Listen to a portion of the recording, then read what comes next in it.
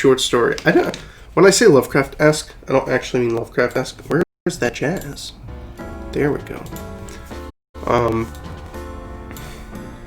When I say that, I actually mean like a Weird Tales inspired horror short story, because I love Weird Tales, that old 1930s magazine.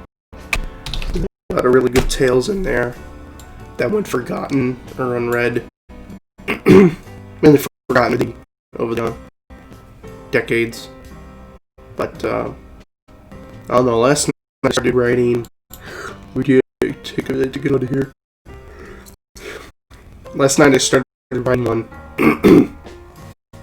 called The Cellophone. And the Cellophone is basically just like it's like something with a brain attachment or some shit. It's, hang on, I'll look it up in a minute.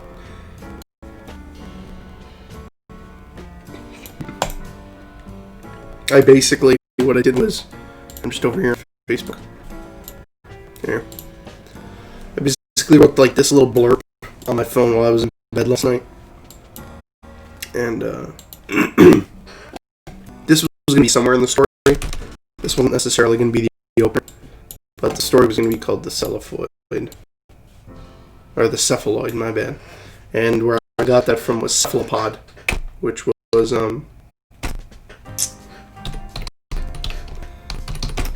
see, a cephaloid is comparative more cephaloid, superlative most cephaloid, shaped like the head or the brain.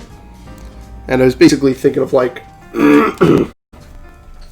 what if just an octopus, a lot of octopus parts and just a lot of tentacles, was just floating in like a swamp that this dude was walking through.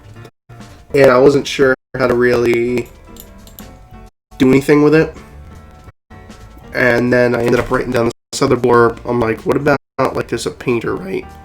And every time the painter goes to sleep, he ends up being thrown into like fantasy lands and shit like that. And I'm like, well shit, Lovecraft already did that. He came up with, the dream cycle. But I'm like,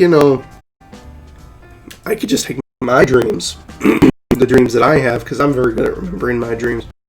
And I could always just, I could just incorporate that into the story. And I used to paint, so hell, I guess I could do a little bit of, self-insert-ish stuff.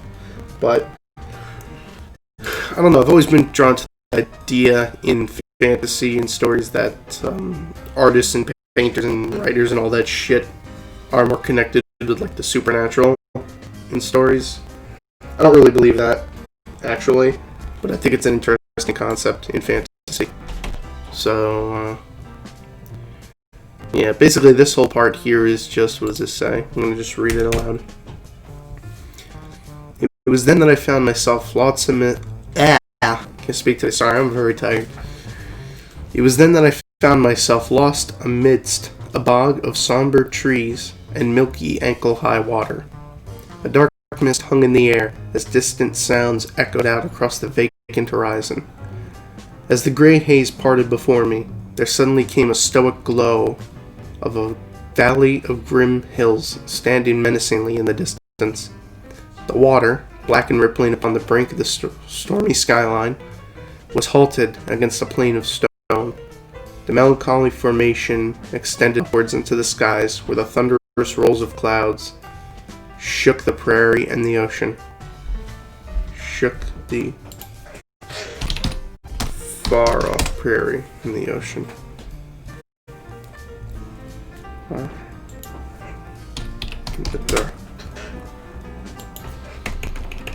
And the dark water, because I haven't really described it as an ocean. It's just kind of like a bog, but the water looks like it goes on forever. The water's still by my ankles. I stepped over islands of mud. Past rusted structures of metal tubes. Metal railings, more like. Metal rails. Yeah. Metal rails that made up what seemed like the remnants of a reddish system of tracks. Some sections sat half submerged in the water, while others stood far overhead, arched and supported by a series of strained sine beams. I like that, strained sine beams.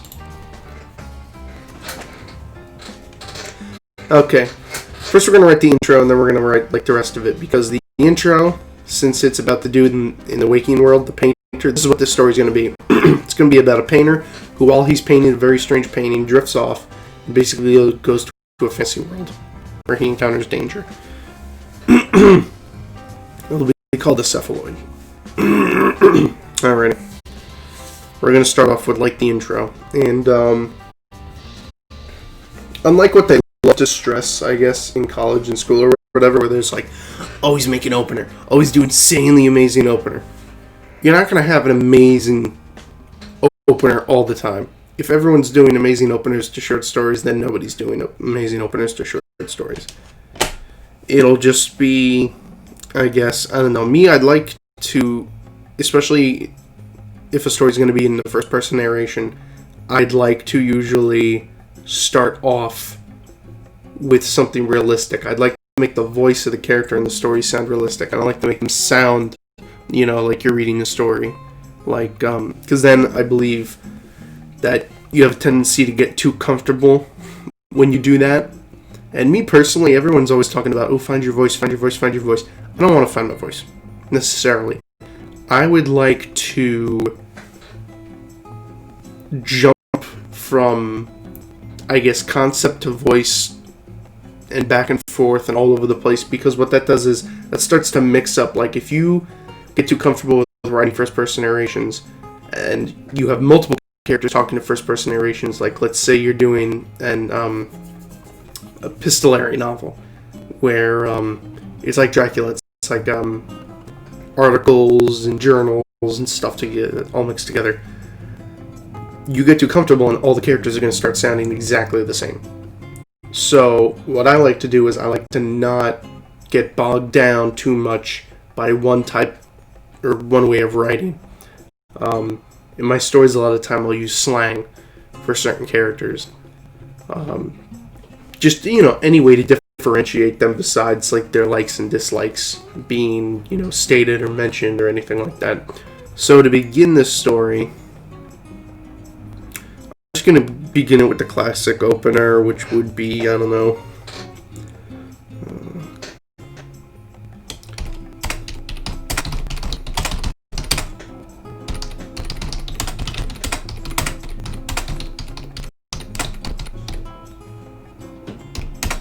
I sat before the twisted face of my newest work. Boom! It's easy, it's simple, it takes you right into it. I sat before the twisted face of my newest work. Right there I'm going, ooh, the twisted face? What does he mean by twisted face? Newest work? So he created it? You know, it's like, it's basic, it's easy, you don't need to start it off like a fucking, you know, you don't need to start it off like a James Patterson novel. Where it's like, you know, you're right at the beginning, and it's like, what's that beginning he had? He was teaching a master class or some shit, it's like, to my recollection, the first time I ever died went something like this. To me, I don't know, it sounded a little bit too casual. Because then it sounds like, okay, you raised the stakes to death already. Me personally, I'm very turned off by stories that jump really high and offer you just that giant whoosh, right away.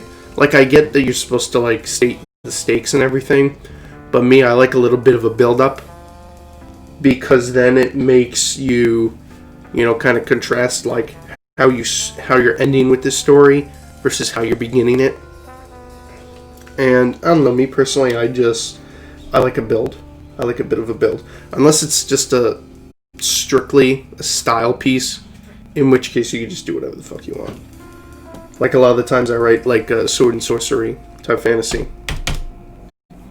and with that I just go like balls out with like the violence, the sex, the everything, you know, I make it very messy. I don't mean like make the prose messy, I mean just like the words and the language, make it very, very messy. But let's see, I sat before the twisted face of my newest... Let me not work, maybe... creation.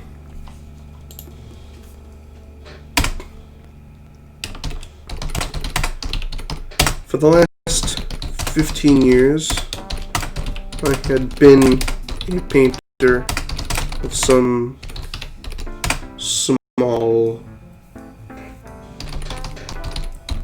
fortune.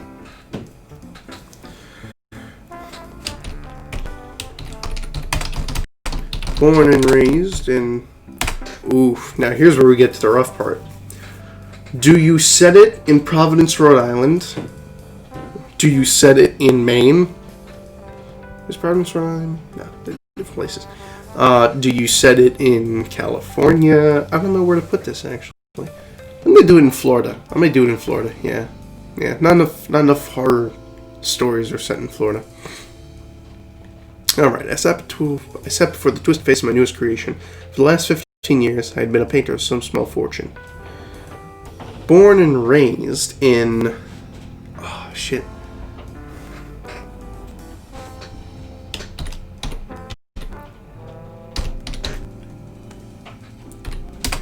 Hexley, Florida.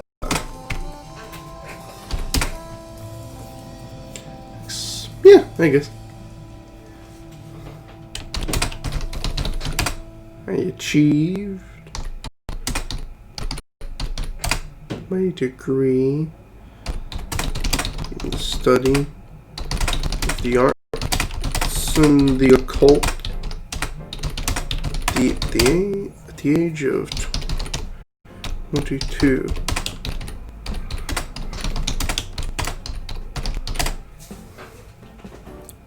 From there, I moved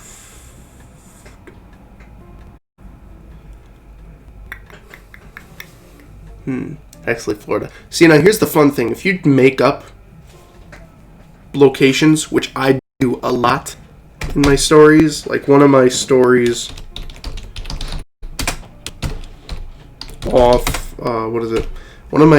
many of my short stories talk about this place, Deepwater Circle, which is basically a shoreside town in which ghosts are very rampant in like an abandoned side of the town near these cliffs. There's like kind of like the ruins, kind of like Roanoke Coliseum. Roanoke, the community, is just kind of broken down. But Deepwater Circle is a town that reappears in my work a lot. Drowglare Abbey is a place. It's supposed to be a town that connects into like this estate. And it's supposed to be near Deepwater Circle. It's not like right on top of it, but it's near it. In one of my stories, I think I made them right next to each other, so it's a little bit of a continuity error there. But like I said, it's more or less just be like mentions to one another so people could tell which of my stories are like connected. But you know what I want to do? I want there to be. I'm in a Karl Marx mood. I'm in a Groucho Marx mood. I'm in a Marx Brothers mood. So what I'm going to do is... I'm actually going to go on to... where am I going to go? Horse Feathers. I'm going to go into Horse Feathers, which is the Wikipedia of one of the Marx Brothers movies. Probably my favorite Marx Brothers movie is Horse Feathers. And what I'm going to do is I'm going to name the name of the town in Florida where the main character was born, instead of like Huxley, as a reference to the Marx Brothers.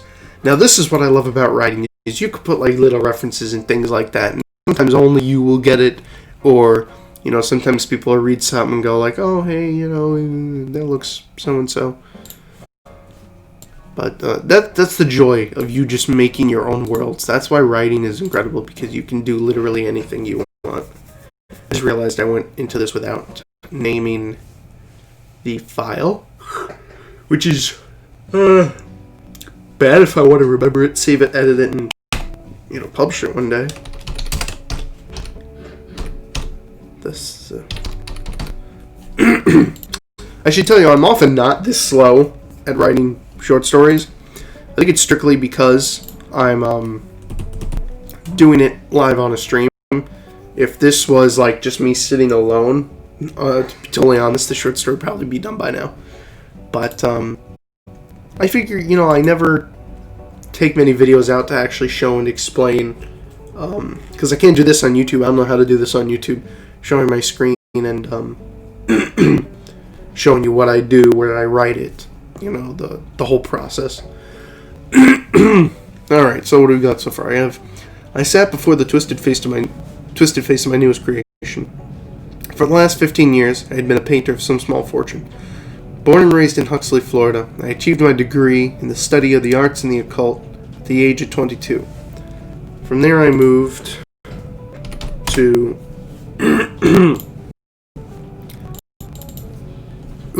Philadelphia. Let's make that in Philadelphia.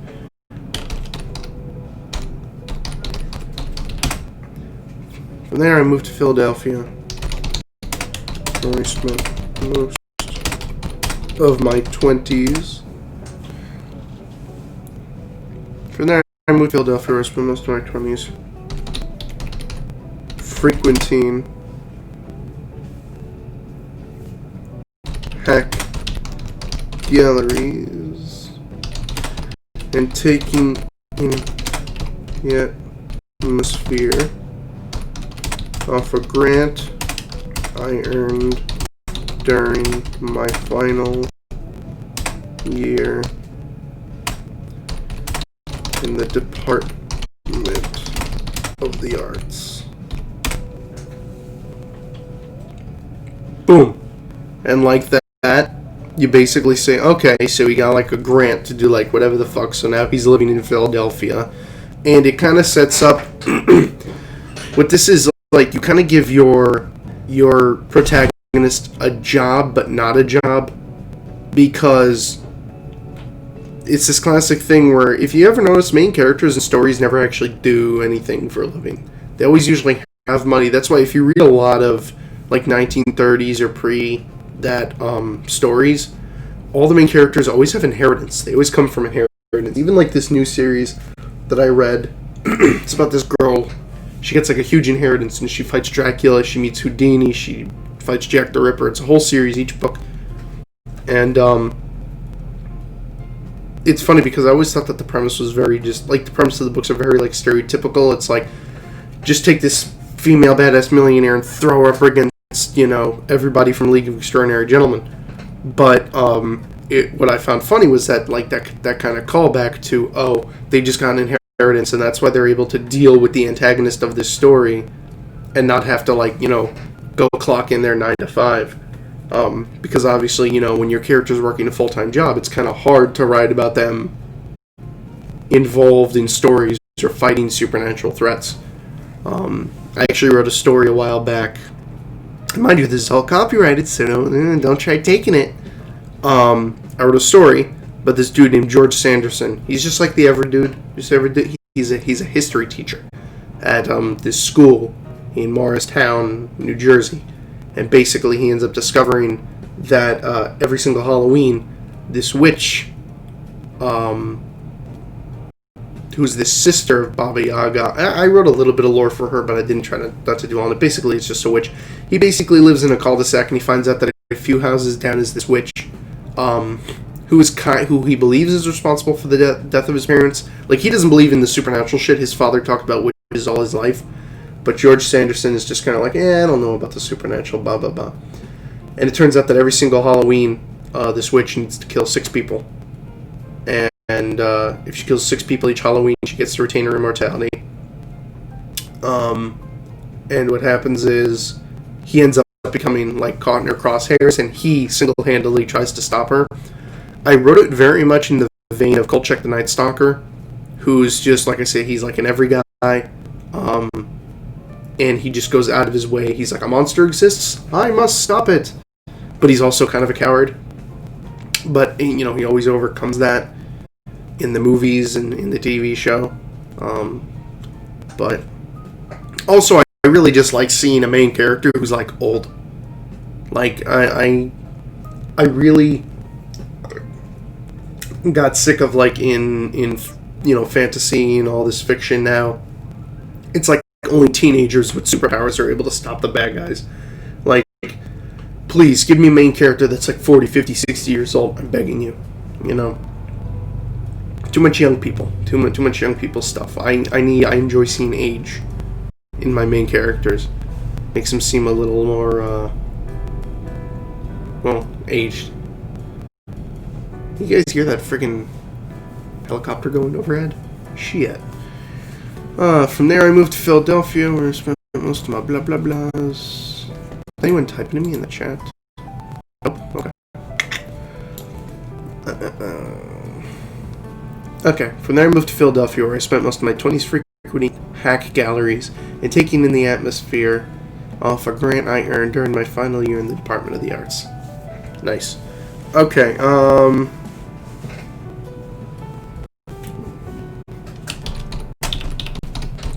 my apartment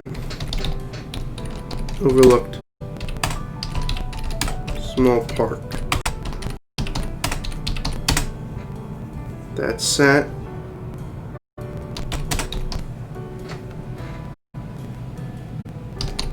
just the right spot, as whenever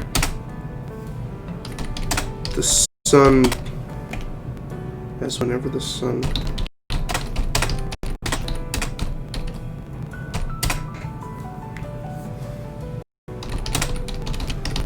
reflection.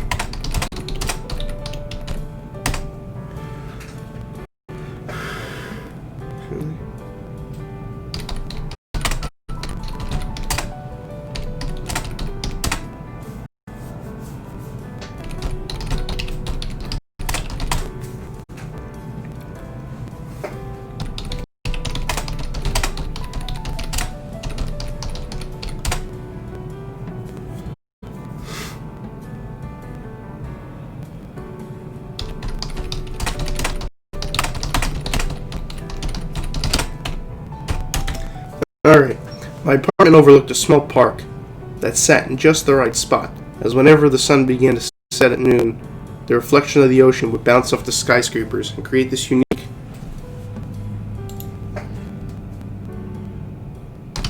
marine blue glimmer across the tops of the buildings. In the room overlooking that park was where I kept my canvases and where I sat each day to paint. Paint, not point. Sat each day to paint. Let me just save this. After every paragraph, I like to save just in case something goes up if I accidentally exit it. I've lost so many works over the course of my 24 years on this earth, and I regret it deeply. All because I neglected to save things at certain times. Drove me up the friggin' wall. But it's whatever, I guess. Why is my thing running so slow? It's weird. My my CPU will bounce from like 59% to like 70 something to back and forth. It's really weird. I have a shit computer. I know that. I don't need reminding. Okay.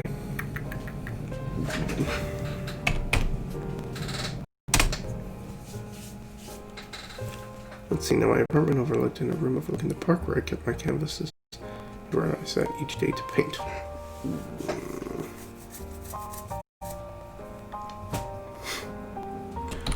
Tuesday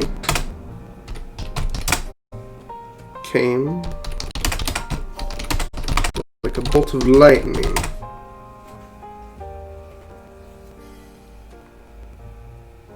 And sooner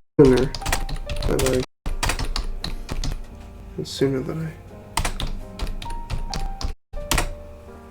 blink, my alarm shook me awake.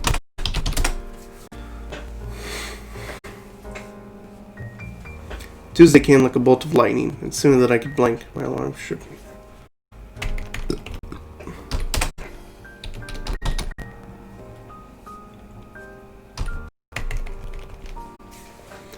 Alarm shook me awake. My alarm shook me awake.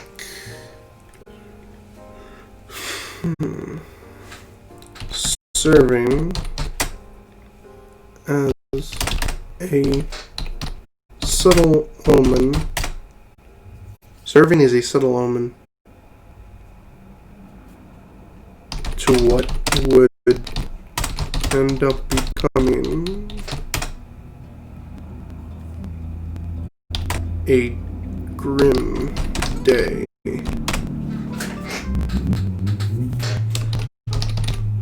There lingered an ethereal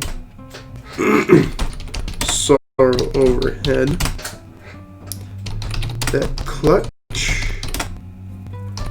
my muse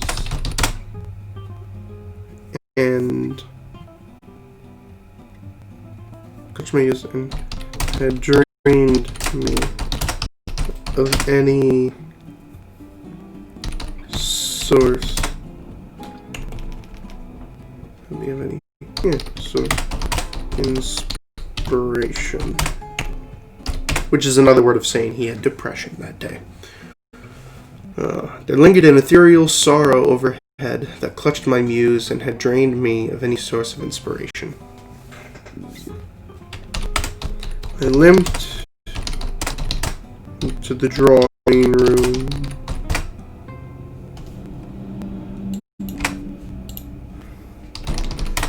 Where I took a seat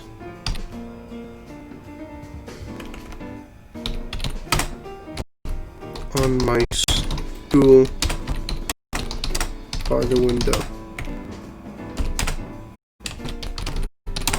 Before me sat my canvas bearing the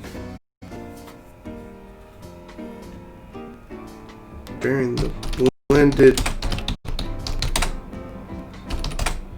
scene quite unfamiliar.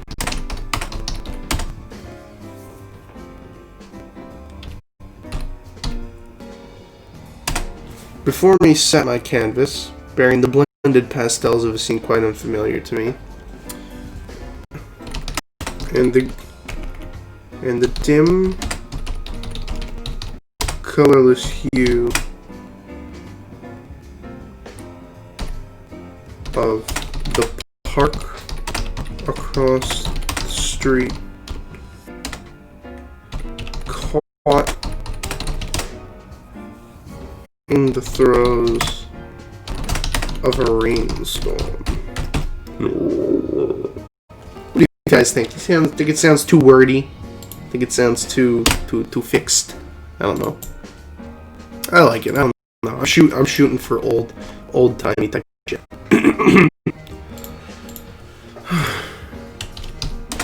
As I sat in my stool, inspecting the unfamiliar scene depicted upon my large tilted canvas, there flashed visions of another world.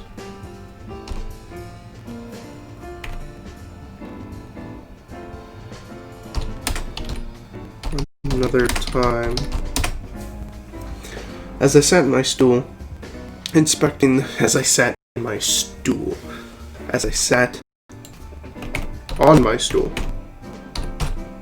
that's disgusting. As I sat on my stool, inspecting the unfamiliar scene depicted upon my large, tilted canvas, there flashed visions of another world, another time.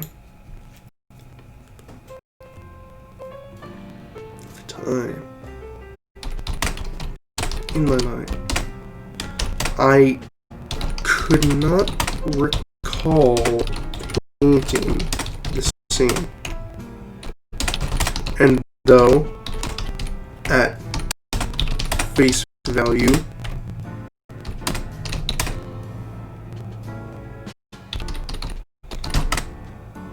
the acrylics, I could not recall painting the scene. And though, at face value, the acrylics seemed to simply represent a blur of mixed colors, it was only through deeper inspection that one could discover the texture shaping the true image within.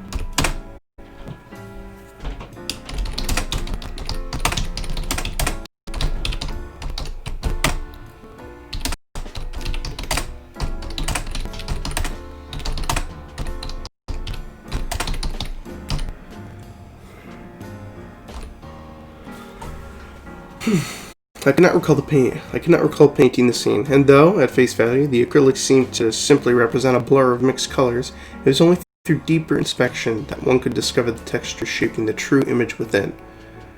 The colors were a location, a place not meant for human eyes. After a few moments,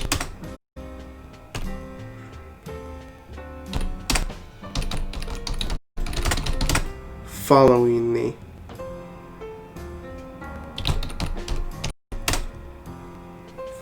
abrupt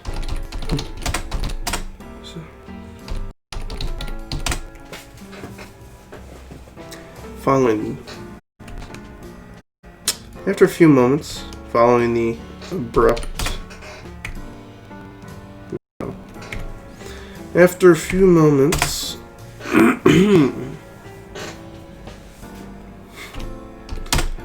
see, now I may put commas in the wrong places, but it's only to help myself along. Once you go back and edit your work, you'll take it all out and you'll fix it or whatever. But even to this day, I'm still wishy-washy about like where certain punctuation goes. Not all, mainly just commas is what I'm like mainly not too bright about. But say the colors for a location, a place not meant for human eyes. Human eyes, mortal eyes. I like human eyes. Yeah. After a few moments, I began to recall smells, sounds, and the feeling of strange winds blowing against my petrified face. The location in the painting was of a place found in my dreams. It was a foreign location, never known to the surface of Earth, and held somewhere on that brink between the sleeping world and the waking.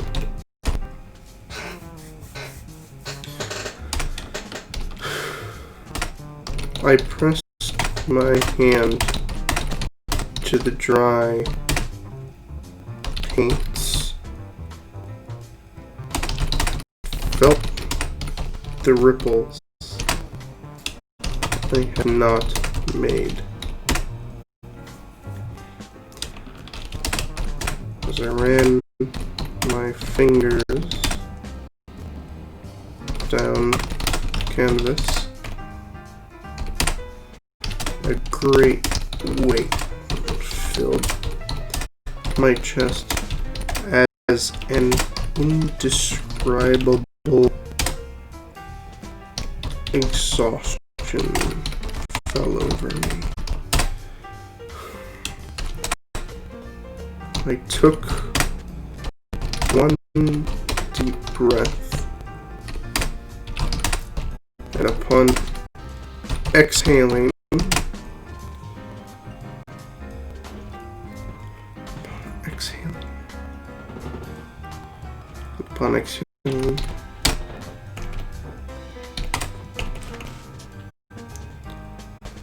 the sum of all the wind within me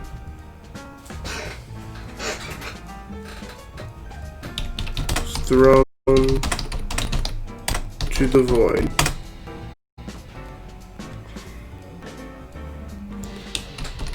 Thrown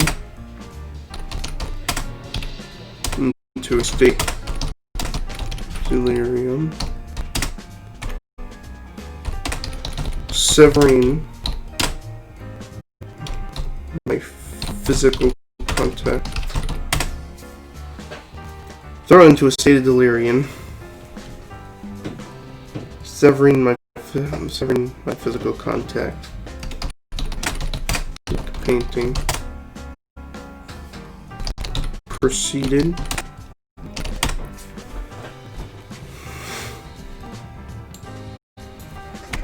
now see, this should be a separate sentence because I'm stating what's happening before it's happening. Severing my contact with physical contact with the painting proceeded to throw me to a state delirium. Jesus, what the fuck are they doing up there? Severing my physical contact with the painting proceeded to throw me into a state of delirium. In an instant,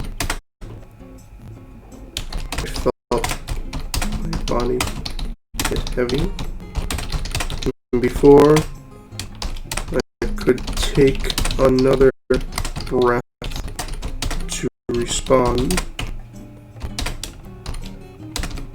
I fainted.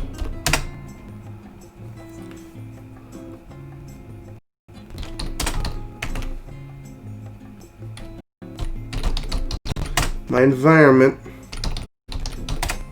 turned dark as I felt my limp form.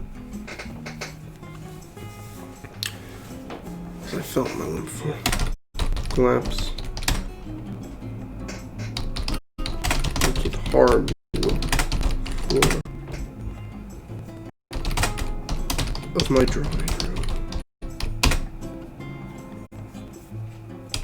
There was nothing, however, as the strange magical spell that had been cast over me by the twisted painting. There was no pain, however, as the strange magical spell that had been casted over me by the twisted painting seemed to numb my nerves and my senses. What followed was sensation falling. When I awoke, as has happened many times before,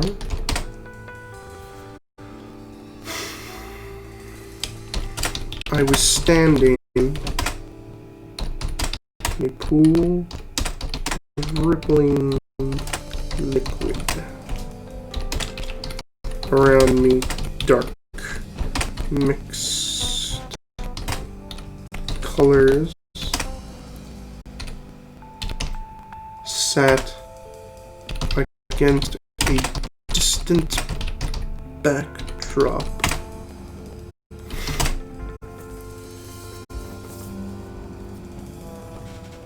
of some otherworldly. Around me, dark mixed colors set against a distant backdrop of some otherworldly, landscape. And then you see how, like, you have this now, and now we bring in this section here that I wrote before, which is like now he's blended into the dream. He's like right out here, we enter the dream. He passes out. He feels numb after coming into contact with this painting that he's not really sure he's ever like had contact with before.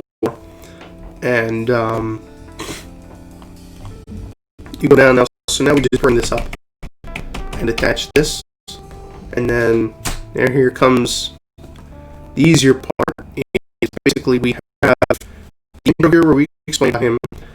About here we talk about what he's doing. He goes into his drawing room. Most of this is explaining him being in his drawing room. It's a bad day. He feels a little sad.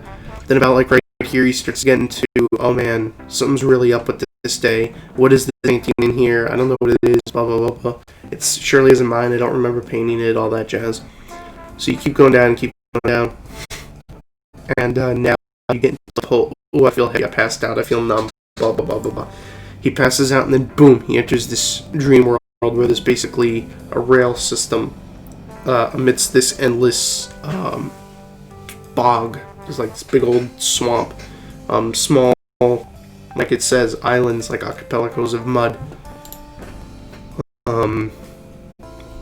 Bits held up by like cyan beams and a series of strain beams. So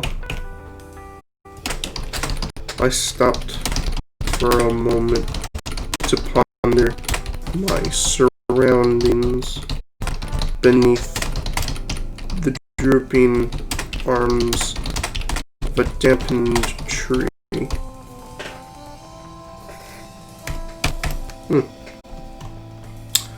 Okay. I stopped for a moment to ponder my surroundings beneath the drooping arms of a dampened tree. Okay, that's good. I like that.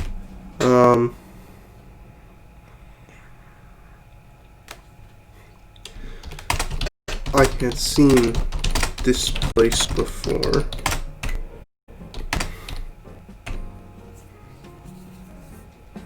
Perhaps during a nap some 3 months ago.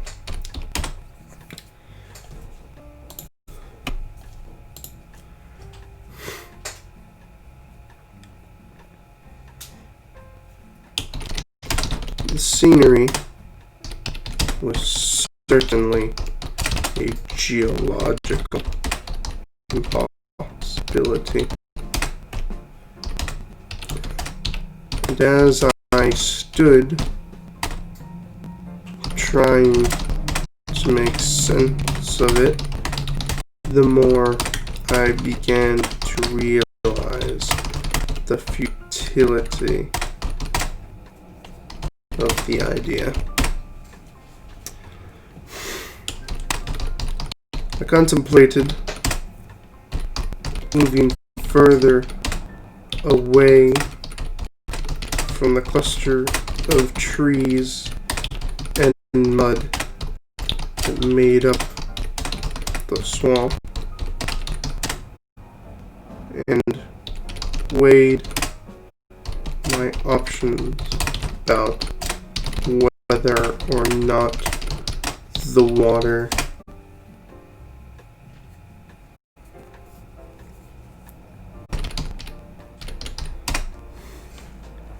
between there and the stony hills. I contemplated moving further away from the cluster of trees and mud that made up the swamp, and weighed my options about whether or not the water between there and the stony hills was as shallow.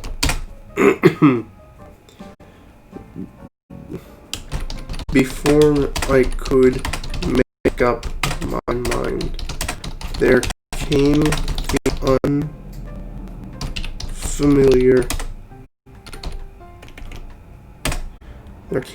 unfamiliar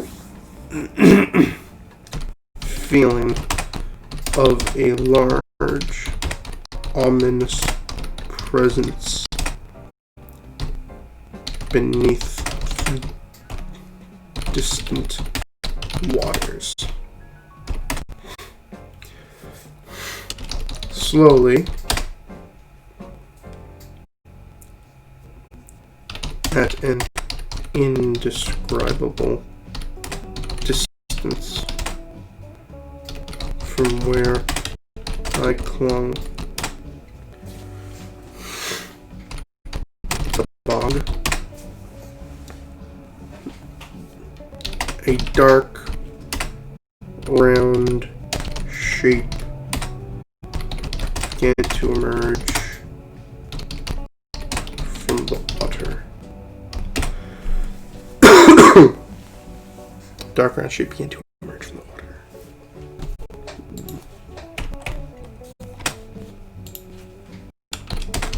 I stepped backward slowly. My eyes fixed on the alien form, which seemed to be slowly rising out of the oily depths.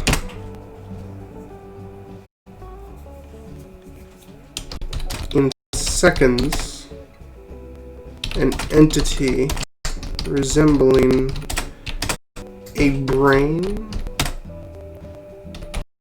connected to a tangled series of tendrils peeked its eyeless form out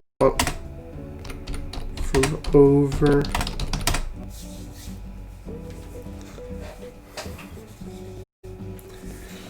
the water's surface. Did I use water too many times? Slowly and at an indescribable distance from where I clung to the bog, a dark round shape began to emerge from the water.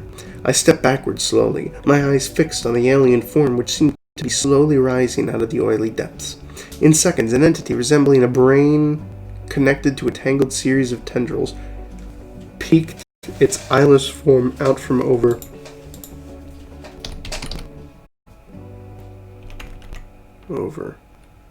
swamp's edge. I ran for cover behind a tree and turned back in horror as I followed the ripples I had made in the water. Touch. I ran for cover behind a tree and turned back in horror as I followed the ripples I had made in the water. Reach the tendrils of the creature.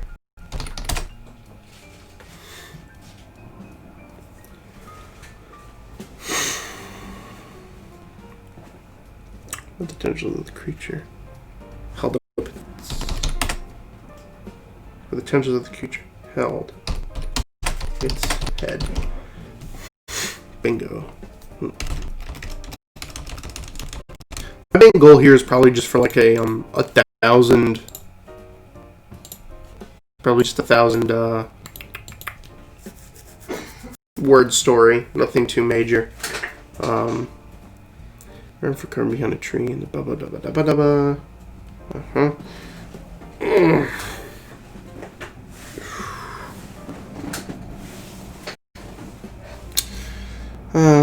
Trying to pump his head. Okay.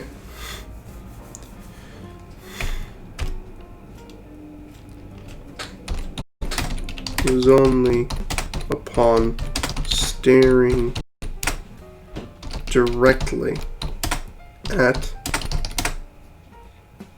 the blackened, shining brain that made up its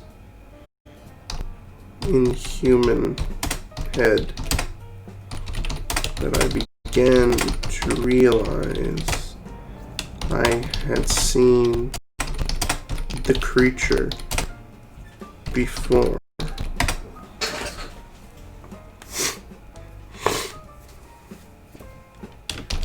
I had named it the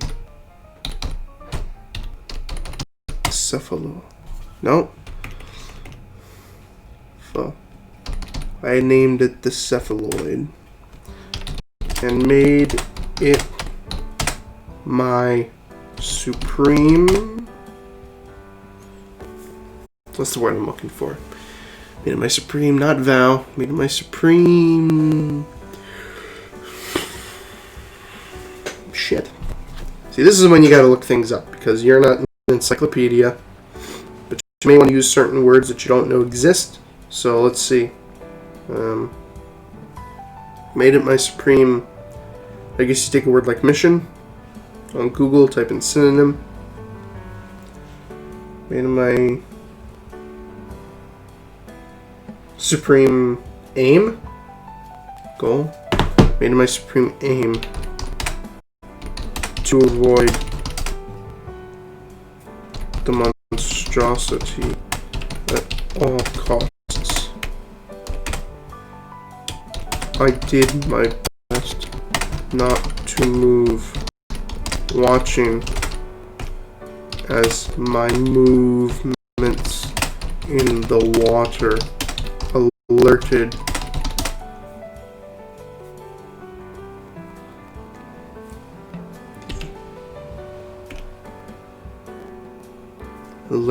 the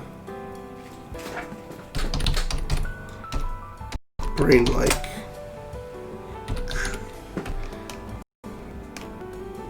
Alerted the alien. Yeah, why not? Alien creature. I did my best not to move. Watching as my motions in the water alerted the alien entity as to my location. Upon its head sat slivers of gills that padded and pulsed with a wet plopping sound that seemed to serve as the cephaloid's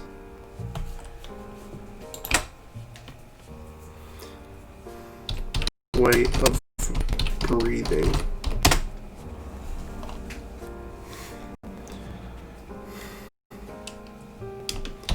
I slowly bent down,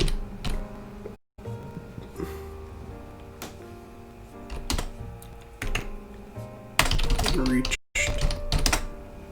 into the water to retrieve a sharp black branch that had fallen from the tree to my left. As I lifted lifted it up. The cephaloid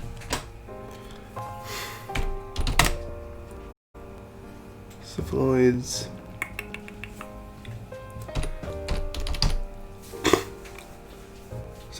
gills went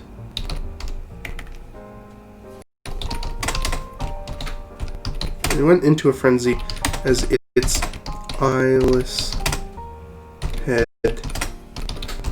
frantically began following the slightest of sounds. It was then that the horrid, inhuman thing turned toward me. It leaned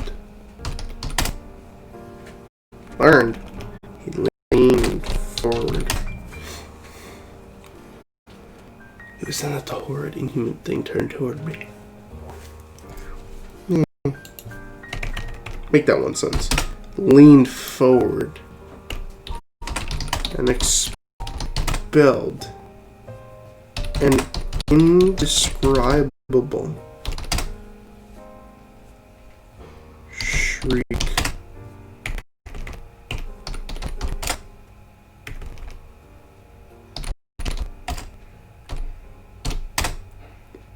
of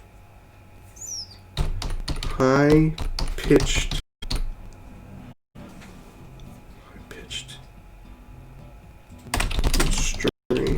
and strained air. It seemed to resemble a bird call.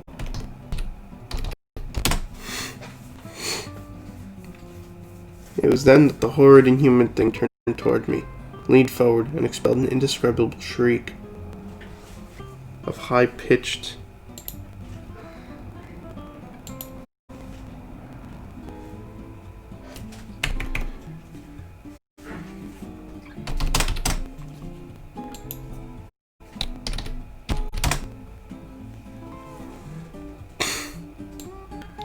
I don't like the way that sounds. It was then that the horrid, inhuman thing turned toward me. Turned toward me. Leaned forward and expelled an indescribable shriek.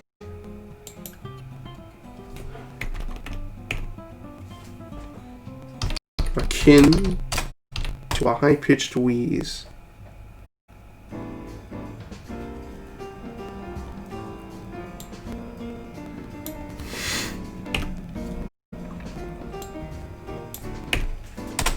Through a strange passageway. It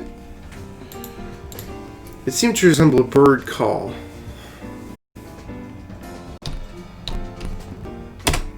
But shattered.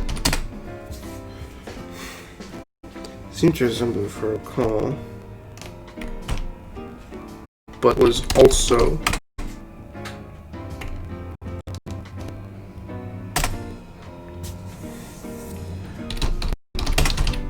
It seemed to resemble a bird call, while sharing properties of some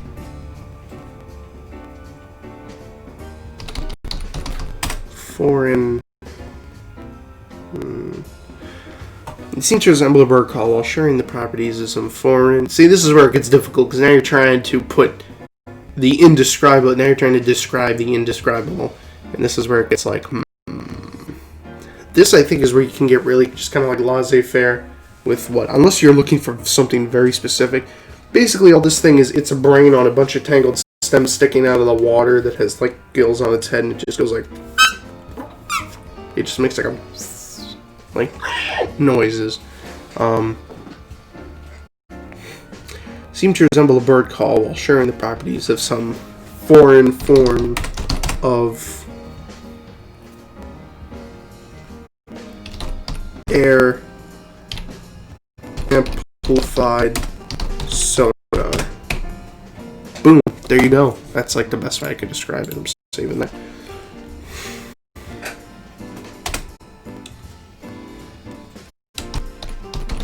Before cephaloid could finish its screech, I raised the sharp branch with both hands. Its blackened tip resembling its narrow tip resembling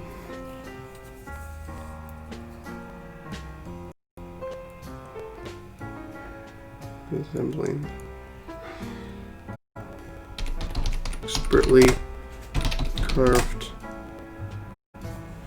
I want to use the word properties again, but I don't want to use the word properties. So, characteristics. Boom.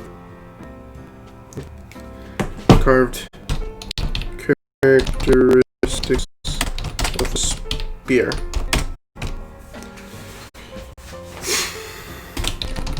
Without warning, the creature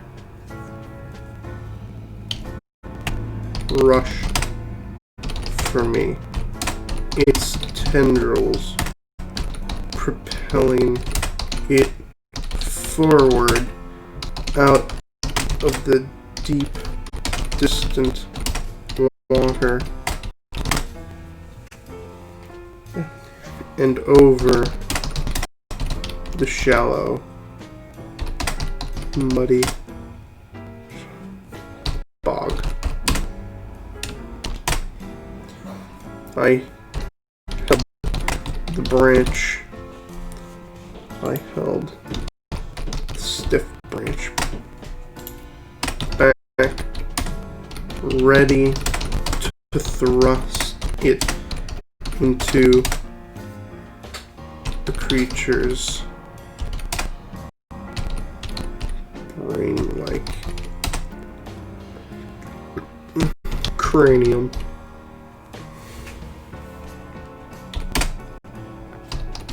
But fell short of my footing and was thrown backwards.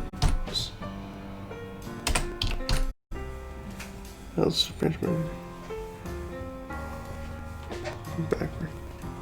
As cephaloid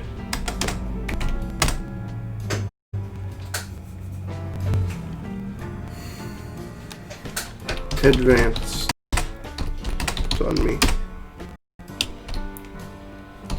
My head hit the water with a numb impact.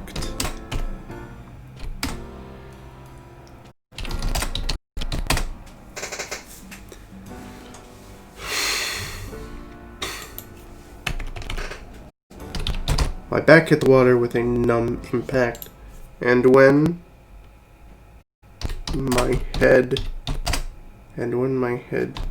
became submerged, a warm, dry sensation rushed over my body. There came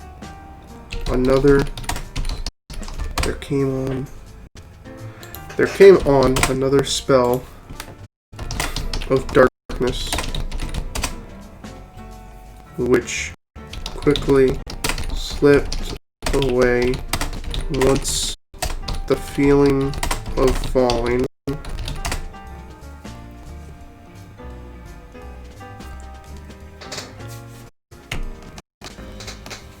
There came another spell of darkness, which quickly slipped away Once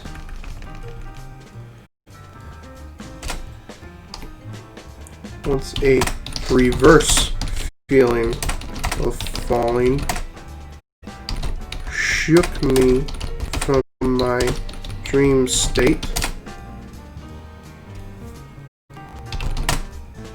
and startled me awake back upon the chair in my drawing room. I opened my eyes with a gasp and inspected the room, finding the canvas before me blank.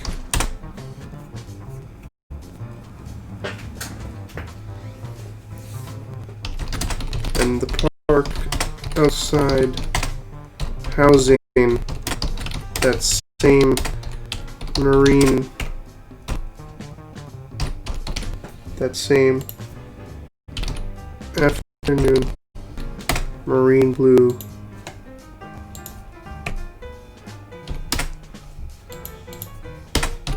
glow.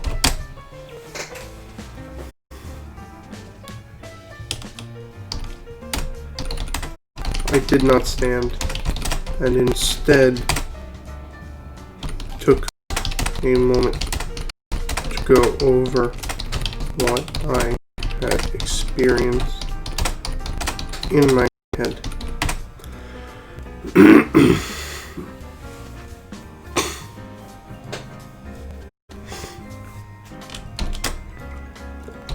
I hesitated for a moment to run my hand upon the canvas again, but felt it was safe after realizing the painting that had been there.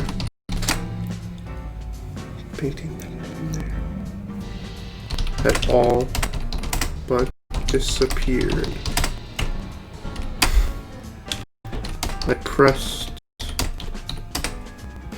my right hand to my face.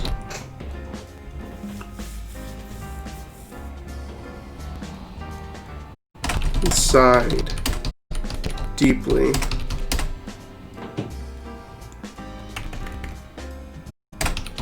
At the thought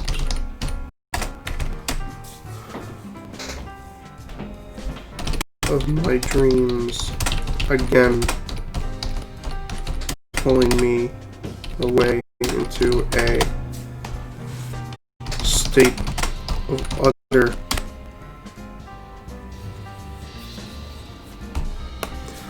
I pressed my right hand to my face and sighed deeply at the thought of my dreams again pulling me away into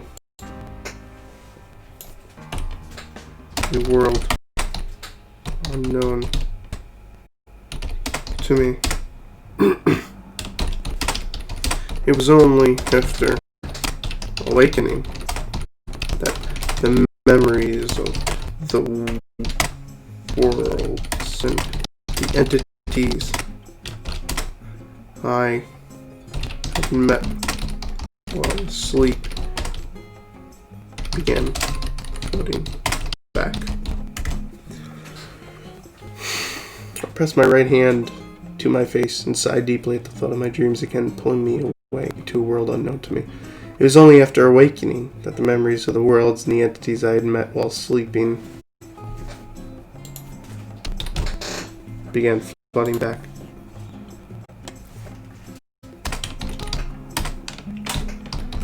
The cephaloid in the bog was just one of a series of creatures that haunted me every time I closed my eyes. Cephaloid? Yeah, I spelled that right.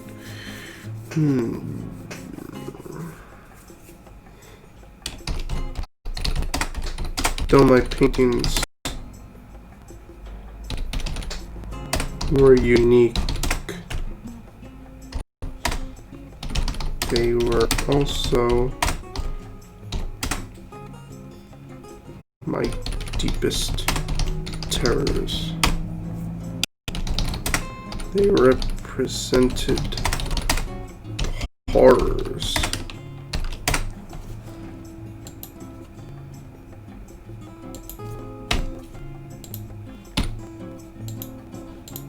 They represented the horrors I faced each time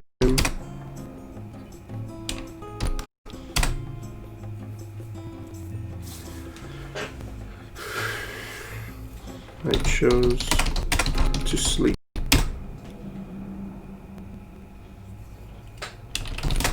And though they're strange, otherworldly,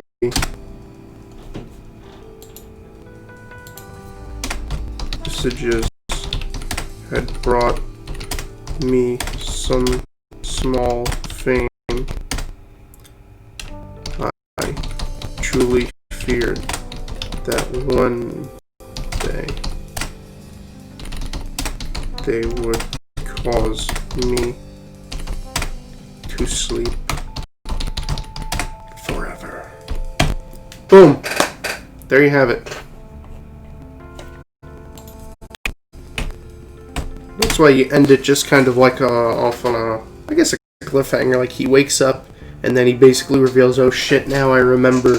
Oh man, I have dreams about this whole shit, and I'm suddenly remembering, you know, all these creatures and all the jazz, and I dream about this and painted and everything, and you know, creepy shit, some creepy shit. But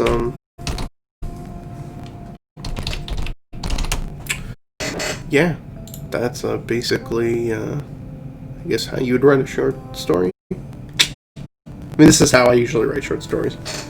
And then you know, obviously you'll go and you'll edit.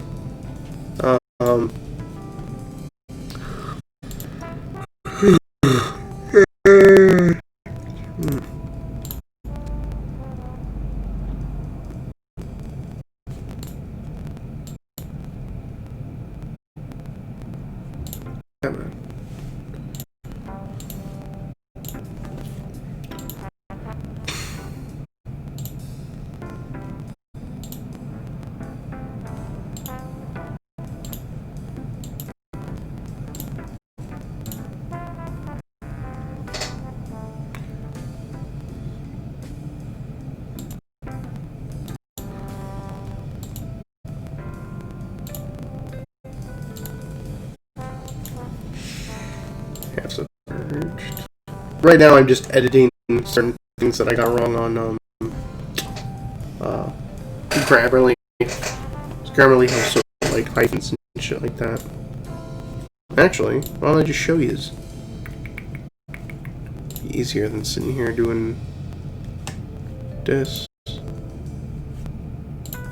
Edit, change. Grammarly. There we go. Done. Here it is. I'm just basically going through this now. Drawing room, dash, places where I put incorrect commas, obviously fix those.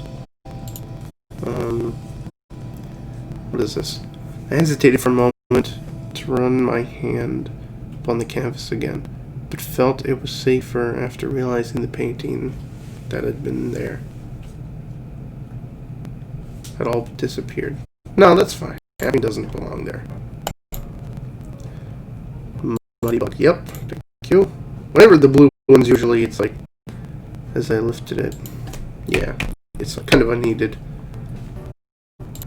The Floyd move come. Okay. Maybe it's Stony? I looked it up actually. Stony. How do you spell Stony? S-T-O-N-Y. Covered with her full masterpiece of rock. Yep, that's the right one. Swamp, yeah, I figured a lot of places. presences. Okay, before I could make up my mind, there came the unfamiliar feeling of a large, ominous presence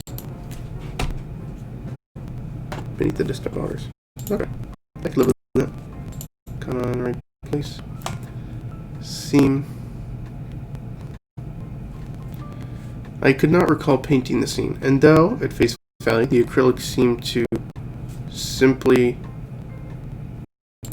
represent a blur of my colors. Yep.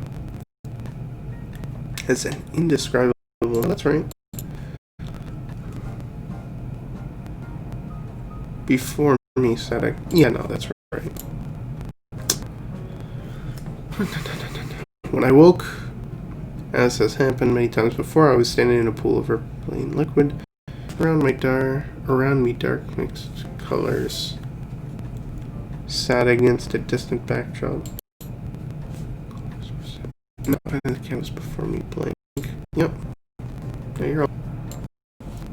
And I usually ignore these, mainly because I got no money to pay for the rest of Grammarly. So I'm a broke ass bitch. What do you want? One thing I really like to do after I note my stories. This is usually how I edit. I mean, usually how I like present them. I make them all like nice like this. And what I usually like to do is like I'll put the whole thing like this together, and then I'll usually go up here. No, it's in here, in Pages, and I get to look at the word count, so I could see this is 1,470. This is perfect. This is exactly what I was looking for. I wanted to write a story that was over 1,000 words. This is fantastic. So what I usually do here is like I indent. Now my rule for paragraphs is because I literally write the entire thing like a it's just like a single narrative. It's just kind of supposed to be ever flowing. I don't really have particular areas for paragraphs and stuff like that. So what I'll usually do is this. I'll usually just do my usual 1, 2, 3, 4, 5. Once I get to the 5th line, I follow it along until I reach the next period, and then boom, and that'd be one paragraph. And I just do that again, 1, 2, 3, 4, 5. Now this I've been doing for years only because 1, 2, 3, 4, 5. I don't have any real, unless I'm writing something where there's very specific paragraphs, I don't usually have any, like certain, like one paragraph will tell you about a character, the next paragraph will describe an action.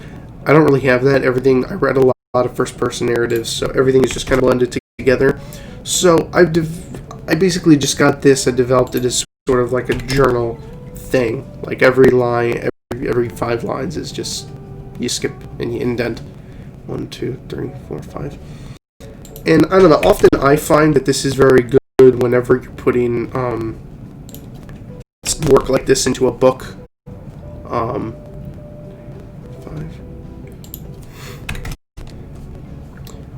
Two, 3, 4, 5. It's just easier to, I guess, format text that's more bunched together.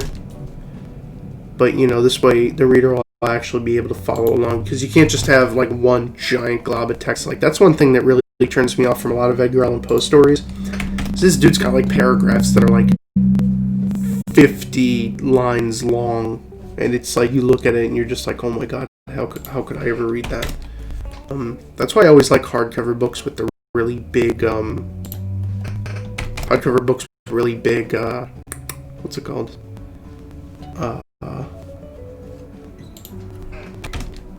Really big fonts, because Preston and Child have that. I have 2 Preston and Child books in the Pendergast series, which is a really good book series.